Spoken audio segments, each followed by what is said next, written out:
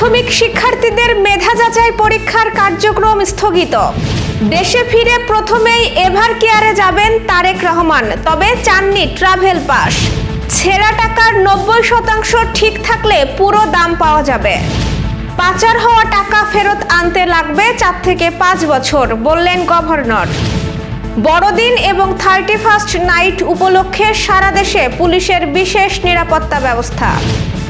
যশোরে operation devil hunt 2-তে আওয়ামী লীগ ও অঙ্গ সংগঠনের 37 জন আটক। দর্শক, গ্রামের কাগজের সকালের খবরে আপনাকে স্বাগত। শুনছিলেন প্রধান শিরোনাম, এছাড়াও রয়েছে রাশিফল। এবার চলুন যাওয়া যাক মূল আয়োজনে। সরকারি প্রাথমিক বিদ্যালয়ের শিক্ষার্থীদের মেধা যাচাই পরীক্ষার কার্যক্রম 1 মাসের জন্য স্থগিত করেছেন হাইকোর্ট। মেধা যাচাই পরীক্ষা 21, 22, 23 ও 24 নভেম্বর অনুষ্ঠিত হওয়ার কথা। এই সংক্রান্ত রিটের প্রাথমিক শুনানি নিয়ে গত রোববার বিচারপতি ফাহমিদা কাদের ও বিচারপতি আসিফ হাসানের সমন্বয়ে গঠিত হাইকোর্ট বেঞ্চ রুলসহ এই আদেশ দেন বলে জানিয়েছেন আইনজীবী। তিনি বলেন, সরকারি প্রাথমিক বিদ্যালয়ের শিক্ষার্থী মেধা যাচাই পরীক্ষা 21, 22, 23 ও 24 ডিসেম্বর অনুষ্ঠিত হওয়ার কথা। এ সংক্রান্ত প্রাথমিক শিক্ষা অধিদপ্তরের গত 11 নভেম্বরের স্মারকের কার্যক্রম স্থগিত করেছেন উচ্চ আদালত। প্রাথমিক শিক্ষা অধিদপ্তরের ওই স্মারকে শিক্ষার্থীদের মেধা যাচাই পরীক্ষার সময়সূচি জানায়। এর বৈধতা চ্যালেঞ্জ করে কেরানীগঞ্জ পাবলিক ল্যাবরেটরি স্কুলের পরিচালক ফারুক হোসেন ও 2 জন অভিভাবক 10 ডিসেম্বর ওই রিটটি করেন। আইনজীবী বলেন, সরকারি প্রাথমিক বিদ্যালয়ের শিক্ষার্থীদের মেধা যাচাই পরীক্ষার কার্যক্রম 1 মাসের জন্য স্থগিত করেছেন, ফলে পরীক্ষা হচ্ছে না। শুধু সরকারি প্রাথমিকের শিক্ষার্থীদের ওই মেধা যাচাই পরীক্ষার আয়োজন করেছে, যা হাইকোর্টের গত 3 নভেম্বর দেওয়া রায়ের লঙ্ঘন। আগামী বৃহস্পতিবার দেশে ফিরছেন বাংলাদেশ জাতীয়তাবাদী দলের ভারপ্রাপ্ত চেয়ারম্যান তারেক রহমান। প্রত্যাবর্তনের এই দিন তিনি প্রথমেই রাজধানীর এভার কেয়ার হাসপাতালে যাবেন। সেখানে চিকিৎসাধীন বিএনপির চেয়ারপারসন বেগম খালেদা জিয়ার সঙ্গে সাক্ষাৎ করবেন তিনি। এছাড়া ঢাকায় অবস্থানকালে তারেক রহমান গুলশান এভিনিউয়ের 196 নম্বর বাসায় উঠবেন বলে জানিয়েছে দলের একাধিক সূত্র। ওই বাসার পাশেই ফিরোজায় কয়েক বছর ধরে বসবাস করেছেন বেগম খালেদা জিয়া। পররাষ্ট্র উপদেষ্টা মোহাম্মদ তৌহিদ হোসেন জানিয়েছেন, ঢাকায় আসার জন্য যুক্তরাজ্যে বাংলাদেশ মিশনের কাছে মঙ্গলবার রাত পর্যন্ত ট্রাভেল পাস চাননি বিএনপির ভারপ্রাপ্ত চেয়ারম্যান তারেক রহমান। দিল্লিতে বাংলাদেশের হাই কমিশনারকে ভারতের পররাষ্ট্র মন্ত্রণালয়ে তলব সহ নানা ইস্যুতে বুধবার সাংবাদিকদের ব্রিফকালে একথা জানান তৌহিদ হোসেন। টাকার নোটের 90%-এর বেশি ঠিক থাকলে এর পুরো মূল্য ফেরত পাবেন গ্রাহকেরা। যে কোনো ব্যাংকের যে কোনো শাখাকে এমন টাকা বদলে দিতে হবে। তবে কোনো নোটের 90% বা তার কম অংশ ঠিক থাকলে ওই নোটের বিনিময় মূল্য তাৎক্ষণিকভাবে ব্যাংক শাখা থেকে পাওয়া যাবে না।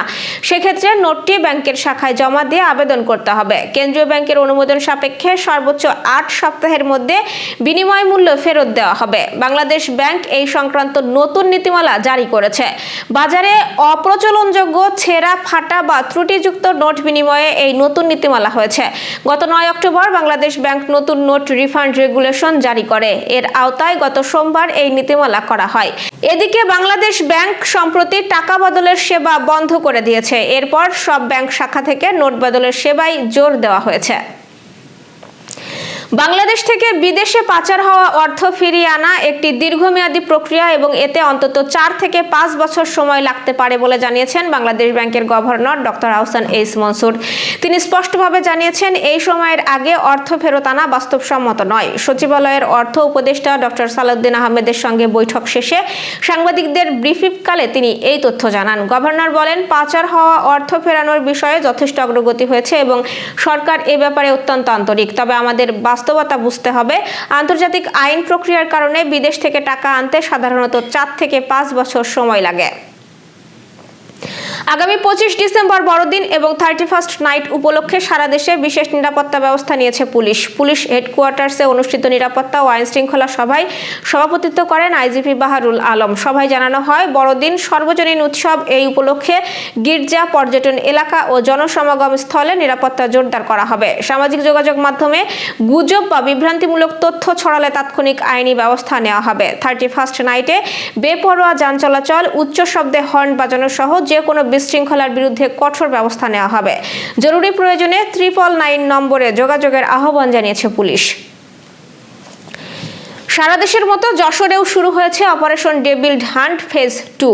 আইন শৃঙ্খলা পরিস্থিতি নিয়ন্ত্রণ ও নাশকতা দমনে সোমবার থেকে জেলার বিভিন্ন উপজেলায় অভিযান চালিয়ে আওয়ামী লীগ ও এর অঙ্গ সংগঠনের জনপ্রতিনিধি সহ ৩৭ জনকে আটক করেছে পুলিশ, ডিবি ও র্যাব।